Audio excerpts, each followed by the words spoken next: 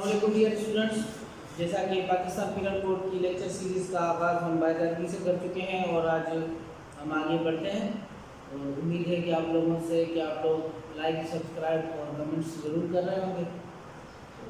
जैसा कि हमारी कोशिश है कि हमें पता चले कि आप लोगों को किस हद तक हम समझाने में कामयाब रह रहे हैं। आ जाते हैं हम सेक्शन 34 पर, हमने जो है जब किया था सेक्शन 35 पर आ जाते हैं। इसमें आप लोगों को जितना हो सके तवज्जो से समझिएगा क्योंकि ये बहुत इंपॉर्टेंट लेक्चर है। Section 35, when such an act is criminal by reasons of its being done with a criminal knowledge of intention. Whenever an act which is criminal only by reason of its being done with a criminal knowledge or intention is done by several persons, each of such person who joins in the act with such knowledge or intention is liable for the act in the same manner as if the act were done by him alone with that knowledge or with or intention. अब ये उसी मिसाल की तरह है कि अगर कोई ऐसा अमल है जो सारे बंदों ने मिलकर किया है, ख्वाह वो बैंक डकैती हो या किसी को मारना हो या कहीं लड़ाई झगड़ा हो, तो पूरी प्लान के तहत जो भी बंदे उसमें शामिल होंगे उन सबको एक ही सज़ा के लायक होंगे वो। और सज़ा जो है वो इंटेंशन यानी जो मैंने आपको बताया था कि उनकी नीयत जो है वो सबकी एक ही थी, तो लिहाजा वो सारे उसी डकैती में शुमार किए जाएंगे, सारे उसी झगड़े में शुमार किए जाएंगे। तो आ जाते हैं सेक्शन 36 की तरफ। Effect cause partly bye act and partly bye omission. अब ओमिशन आपको पहले ही बता चुके हैं कि इलीगल ओमिशन यानी ऐसी ओमिशन जिसको ऐसी भूल जिसकी कानून में सज़ा हो।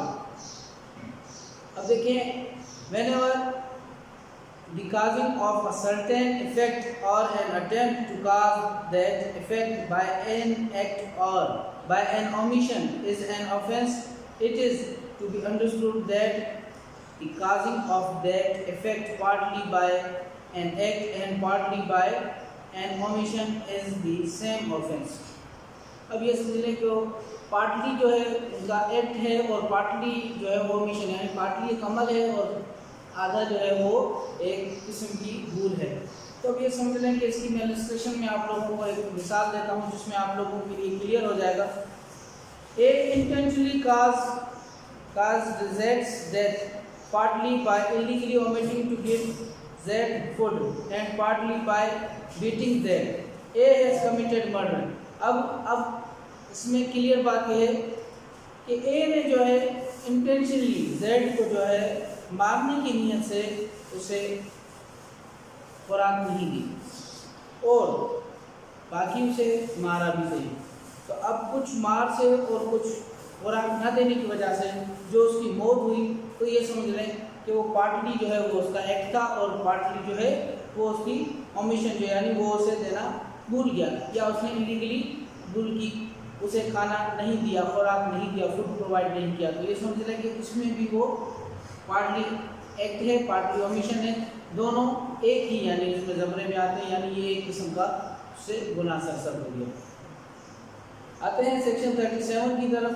Cooperation by doing one of several acts constituting an offence. When an offence is committed by means of several acts, whoever intentionally cooperates in the commission of that offense by doing any one of those acts either singly or jointly with any other person commits that offense.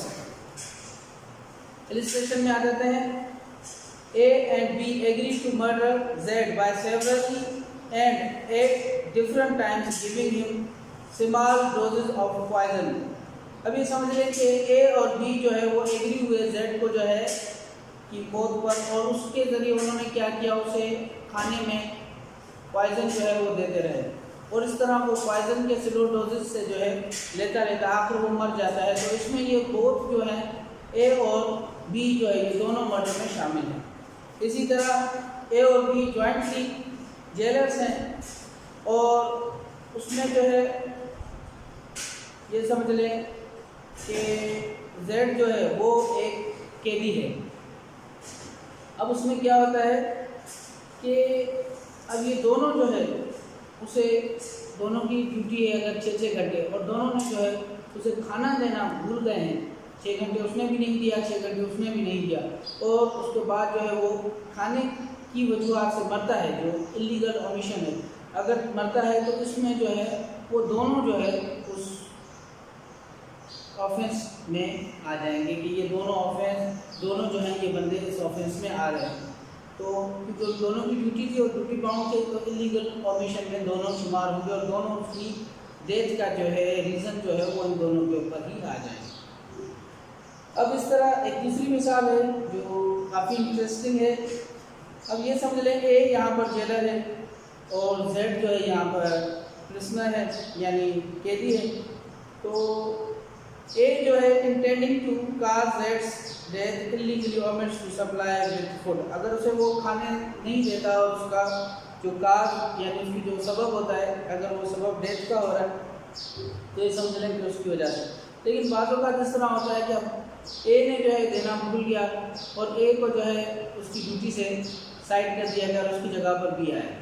अब B को ये बताया भी नहीं गया या B ने अपनी ड्यूटी पर सही सरंजाम नहीं दी और ए से भी कंसल्ट नहीं किया, और उसके बाद जो है उसने जो है जेड को खाना देना उसने भूल गया, और इस तरह जेड जो है अगर वो मर जाता है तो इसमें ए जो है वो सिर्फ अटेम्प्ट यानी जिसको कहा जाए कि उसने वो इस गुनाह का यानी उसने अटेम्प्ट किया था लेकिन उसने मारा नहीं था, लेकिन यहाँ पर जो है सारी जिम्मेदारी जो है शिफ्ट हो जाएगी इस पर बी पर, क्योंकि अब ड्यूटी उसकी है उसकी नहीं थी।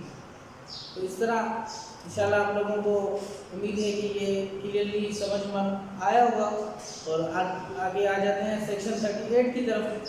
Persons concerned in criminal act may be guilty of different offences.